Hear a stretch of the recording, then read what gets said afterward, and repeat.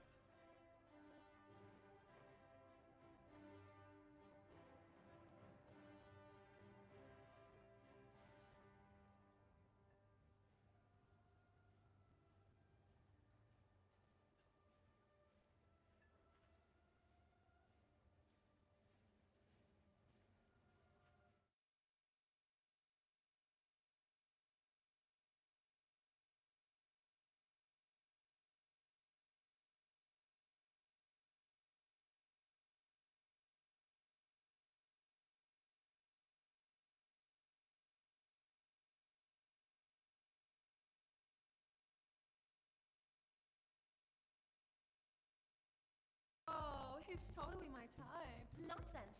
I make a better pair with him. Our model worker is still playing games at 11 o'clock. Come on. Stop it. Handsome, I just got lucky. The legendary hero. She quickly killed thousands of zombies and built a shelter of 5 million power. 5 million power? Not interested. What about me, babe? My Becca has reached its full level, and I have obtained a lot of resources by collecting materials in dangerous areas. My Becca, Lucky, and Sarge has already reached full level and full stars. My shelter has 100 million power with 100,000 snipers as my armed forces. No one is stronger than me. Why are you so strong? That's because I started with the current limited anniversary benefit. Hello everyone, hope you're doing well. So now idea level. At its point to get silver line doing okay or doing well, and that's really about it. But there are things that you can improve or change to be able to get silver lions. Now the people who I've seen who struggle the most when it comes to silver lions are the ones who play only ground forces and grind through the tech tree, just playing ground forces, and then also as they get to the higher echelons or even the mid echelons, they end up running out of SL. So from at least the way that I've seen it, it seems like ground forces is the issue when it comes to SL, and also grinding through tech trees to try and get to the higher echelons. If you buy a premium vehicle and then you get the premium time with that vehicle, you will research vehicles pretty quickly. But also at the same time, what you'll do is you'll annihilate your SL income, which is obviously a bit of a problem when it comes to the game, because you're researching at such a rate, the SL can't keep up with it, and once that premium time runs out, you end up in a hole, because you just can't get enough SL to be able to afford the vehicles that you have. That's one of the traps that happens when it comes to the game. So with that said, with that being the major way that people are struggling with SL, the best way to combat it is a few separate factors. So the first one is just turning off auto repair. I've talked about this many times. There is a fundamental issue when it comes to auto repair and misunderstanding what auto repair does. So auto repair automatically repairs your vehicles. Weird, right? So you don't have to click a button. But if you leave your vehicles in a state where they need to be repaired, they will get cheaper over time if they're sat in your lineups. This includes if you are not playing a game. This includes if you're going to the toilet or going to food or whatever it is. So even if you leave something for 2 minutes, let's say, you're talking to somebody, or you're waiting for something, or if you've gone to bed, or if you've gone to work, or if you're looking after the kids, or whatever it is, the repairs get cheaper. It's as simple as that. So the amount of people who have automatic repair on is an issue, and everybody should turn it off. There is no reason to have automatic repair on, apart from if you always like playing squads and you die a lot, so you have to click the buttons multiple times. With you don't have to individually repair vehicles when you're going to battle. All you have to do is hit the to battle button, and then it will say, do you want to repair your vehicles? You say yes. So it's just one extra click or one extra hit of the enter button of playing a even. It hasn't changed price, I think, since the game started, or at least not massively. So that's less than, what, $4 a month when you think about it, or at least in my area, it's about 4 hours of work at minimum wage, because $15 CAD is minimum wage nowadays. So that's, what, $60? And you just have to do that for a whole year. So you can see how, it's not crazy expensive compared to some other things. But the main thing, at least what I was getting to, is at the lower echelon, it's easier to make SL. And also, one of the things that's key when it comes to War Thunder is, of course, the events that go on. Whether it's the Build-A-Bear events, whether it's the winter or summer quest events, whether it's the Pages of History events, or just the weekly events, there's a ton of these different things going on. And one of the things that is key to those events is usually being at rank 3. So getting all of your nations up to rank 3, whether it's in aviation or ground or naval or whatever you play, basically means that you now have first of all, more experience with the game. You have more experience against the opponents that you generally get by one specific vehicle in the game, trying to focus all attention on pushing forward and getting that one vehicle, because what'll end up doing there is once you get that vehicle, you won't be satisfied because you've been going through all of these other vehicles that you have had absolutely no interest in. It's just not going to make you feel good. It's just going to make you kind of like, oh, well, what do I do now? War Thunder in general is set up so you play multiple things and you try multiple things, and that just makes doing events or doing the battle pass or doing pretty much anything else just way easier. So it's much better to focus on that. The other thing is, as I said, Pages of History. Pages of History events rely on you having multiple tech trees ground out.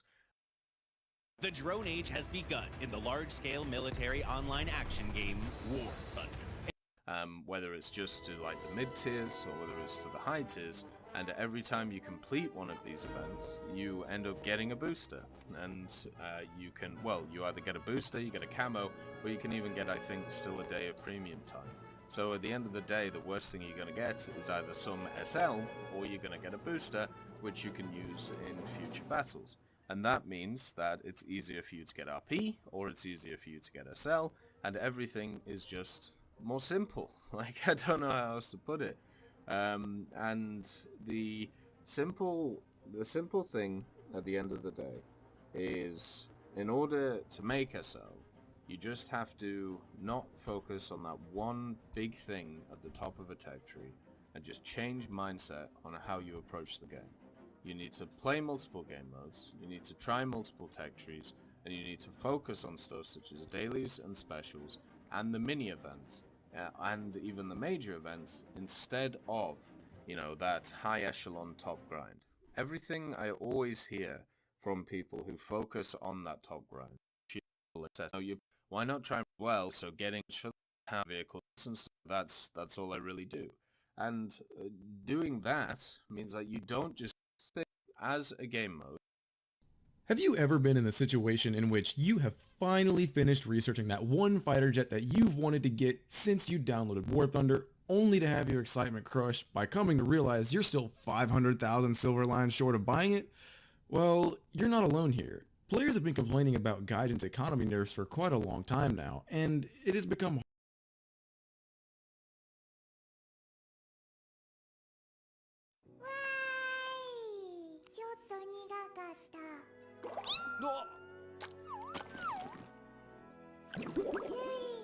Continuing my recap on Campfire Cooking in Another World with my absurd skill.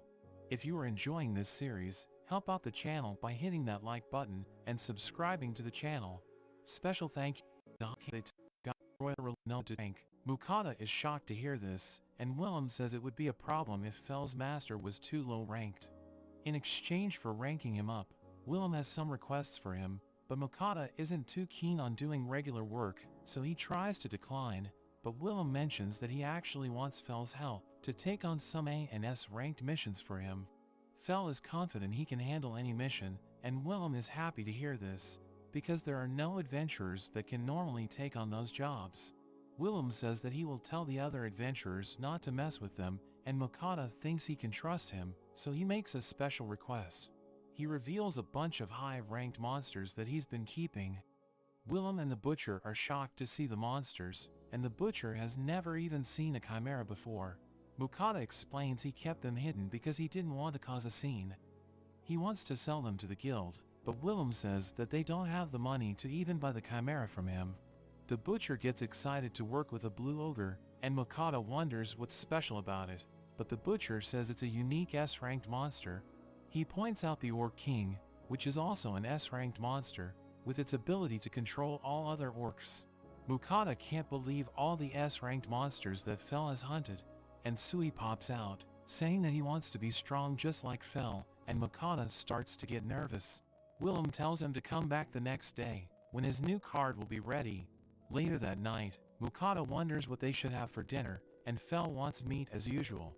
Mukata thinks they have been eating too much fried food lately, so he decides to cook something more refreshing.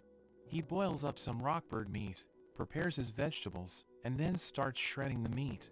Sui joins in to help him out, and he tops it off with a sesame dressing. Fel is not sure about the vegetables, but they end up devouring the meal, and Sui finds the sesame sauce to be especially delicious. Mukata realizes he didn't cook any rice, so he makes himself a sandwich instead. Sui asks to try some, and Fel also asks for seconds.